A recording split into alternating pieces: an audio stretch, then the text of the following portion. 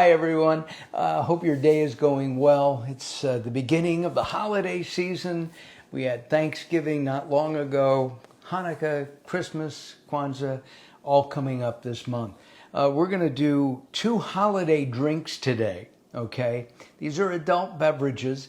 We're going to do one for Hanukkah and one for Christmas. I couldn't find one for Kwanzaa. If any of you are watching right now and you know of a specific drink, it doesn't have to be adult, it can be anything, that is featured at Kwanzaa, let me know, okay? We'll do something with it on our next episode.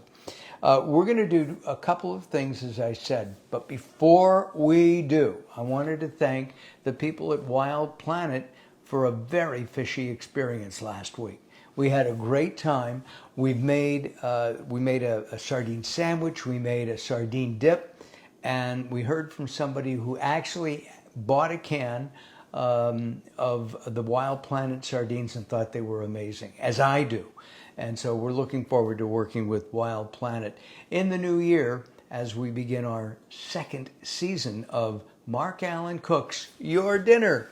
All right, let's start. We're going to make, for Hanukkah, we're going to make a White Russian. Now, it's interesting. The name came from the Black Russian, which was kind of concocted in the 1960s. So it's an older drink. Not as old as our second, but it's, it's 50 years old. So it has nothing to do with Russia. The ingredients are not from Russia. They're from wherever you want them to be. So let's start. We're going to start right now. We're going to put a couple of ice cubes in. I can't use these, Carol. So we're going to, too fancy. So we're going to put 3 or 4 ice cubes in. Right there. And we're going to start off with Tito's vodka. Now, Tito's vodka comes from Texas. It's one of the best vodkas that I've tasted, and I know that people like this. The first time I tried it, I was in Texas, and at that time I was drinking a French vodka, Grey Goose, smooth, velvety. This is almost half the price and has the same characteristics, and it's American. But I'm not very loyal to vodka, so I keep changing. One time I'll buy a potato vodka. The next time I'll buy a wheat vodka. We've also experimented with a sugarcane vodka, and I like that. All right, here we go. We have ice in there. I'm going to put a shot, which is about 1.5 ounces of vodka. We're going to put in next a shot of Kahlua. Kahlua, of course, is a coffee liqueur. Now, if you're not familiar with Kahlua, you can use any coffee liqueur at all. And you don't have to make it coffee. Talking to Servet Hassan, who is the co-author of Growing Old Sucks, she tells me she uses a white chocolate liqueur. You can use Bailey's. You can use any kind of liqueur as the base. We're going to pour this in. Pour it in slowly. And don't spill it like I just did. That is now a Black Russian. And I guess they got the name Russian because it's vodka and people think of vodka as being a Russian dish. Now watch this. This is half and half, by the way. It's organic. I went to the market to buy this. I was at Albertsons. This is their house brand. Albertsons, Vons, Safeway. Organics is their brand. And the ingredients in here are milk and cream. Milk and cream. I looked at other half and halves, and the reason I picked half and half is it's lower in calories and fat. And the other reason is that it has absolutely no added ingredients, and I like that. We're going to pour in the same, about a shot of cream. And you can put in more cream if you want. There it goes. Let's put in a little bit more. You don't have to stir it. if you poured it in slower than I did, it'll actually form layers. And I guess it's got some layers in there too, if you look closely. All right. Here is the best part of what I'm doing. For Hanukkah, this is a white Russian, okay? White, got it? White, blue, and white. All right, here we go. L'chaim. I like that. More importantly, Carol, would you like to try this? You don't really need to ask her.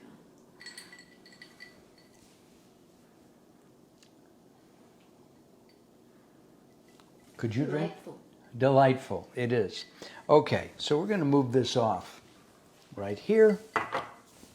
Don't go away. I may be drinking you later. Okay. I'm just going to use this, Carol. Here, I'll tell you what. Thank you, dear.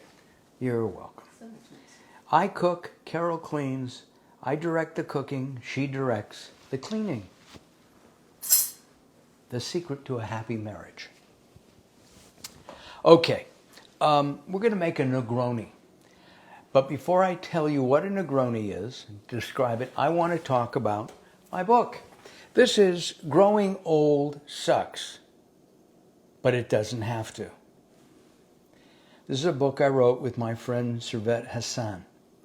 This is a book about aging with attitude. This is a book about trying something new at no matter what age you are. And I use this reference all the time. Carol has never been a camera person. She's getting so much better. We did a promo earlier today, and you were terrific, Carol. Mm-hmm. And if you have any comments, let me know as people are coming in, if you can. My point is that this book is really a roadmap. It helps you understand what you want to do, okay? You can do whatever you want. If you're 40 and 50 or 60, 80, 90, you're not dead. You have to get up and do. I guess Yoda said it. Don't try, do. And I didn't get that exactly right. That's what this book is about. There is no try. There is no try. Thank you. There is no try. Just do. Denise said I do an amazing job. Thank you, Denise. Thank you, Denise. Okay, good deal. All right, we're going to make a Negroni. A Negroni is an Italian cocktail. It's an adult beverage. We're going to move this glass to here. It was created in the 1920s, and it was created in Florence, Italy. It has a lot of different variations. I wrote some of these down. The main ingredient is gin, but if you don't like gin, you can make it with tequila, and that's called a Negroni. You can make it with bourbon, and it's a Boulevardia. With vodka, it's a Negroni, ski, Russian vodka. Anyway, okay, let's make it now. Heidi's watching. Hey Heidi, how you doing? How you feeling? What's going on? We appreciate it. This is my special Mark Alyn ice cube. That is some lemon peel. And you just make them it's an ice tray, and you make it, it's round. You can get them so that they're square. You can get them so that they're square. They have different shapes of all kinds. All right, we're going to make the Negroni. You put the ice in first, and we start with the gin. This is a special gin. It's Miller's gin. Miller's family was making gin and providing water in London to make London dry gin. And this gin, while all the ingredients and botanicals in it are made in England, the actual process is done in Iceland because the water in Iceland is so pure. Okay. And if you smell gin, this is very light. It has a lot of botanical feeling to it. And some of the botanicals are proprietary to Miller's gin. This is considered a premium gin. I have used Bombay Sapphire as my base gin, and that's a bottle. Because I'm not a big drinker of gin, we've had this bottle for over 35 years. Just kind of, and it's only half full. All right, this is new, and this is Miller's. Okay, take a shot and put it over there, and that's it for the gin. The next ingredient is red vermouth, and this is Gallo. It's a California vermouth, red vermouth. I thought I had Rossi, Martini and Rossi, and I didn't. So it's another shot of this.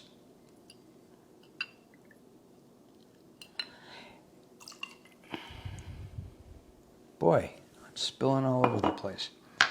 No worries. This is also filled with botanicals. Now, people either love or hate Campari. Campari is an Italian, I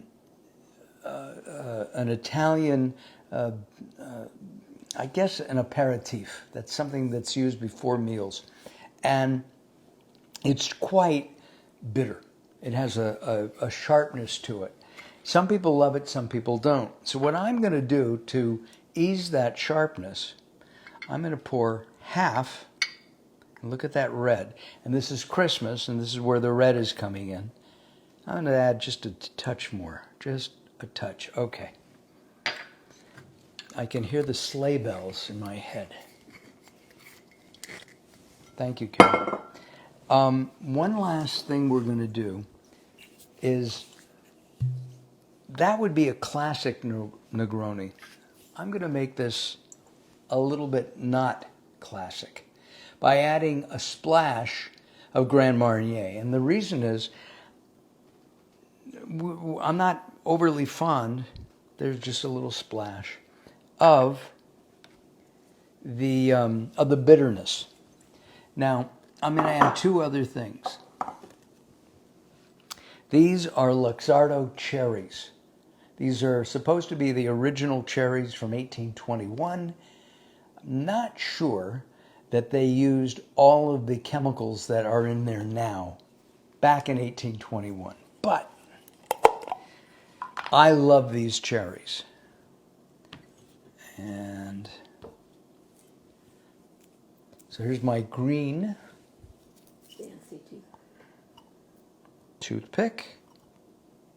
Are there any in here? Aha.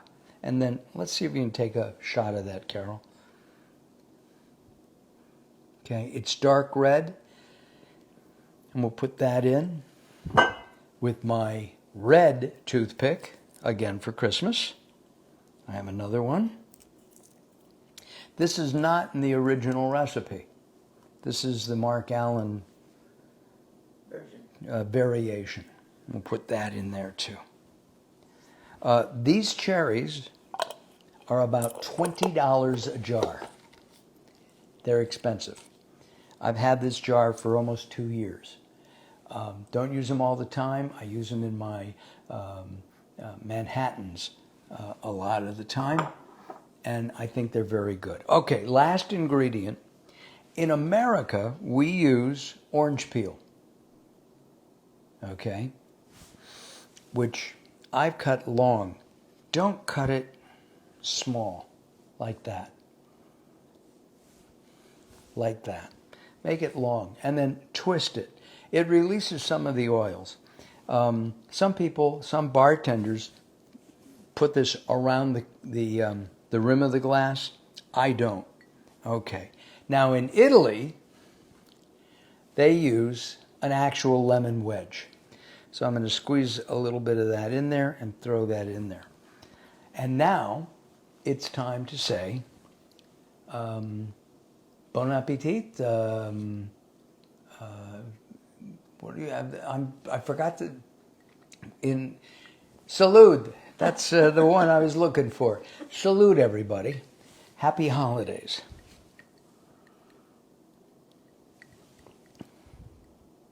Now that's really nice. I was reading about the Negroni, and it has a sweetness, but it finishes bitter. I'm going to take another one. The Campari comes through, and with the addition of the Grand Marnier, this is a little bit sweeter than the standard or traditional Negroni. The first time I had a Negroni was in Santa Barbara, California, at the Four Seasons Hotel. I was with my employer at the time, and she insisted that I try this drink. It was fabulous. And of course, we were sitting outside in the days that you could go to a restaurant or a bar. And we sat outside, had appetizers, and several Negronis. So it brings back special memories to me. Carol, would you like to try this now? Yes, I would. She's been reaching for 5 minutes before I even made it.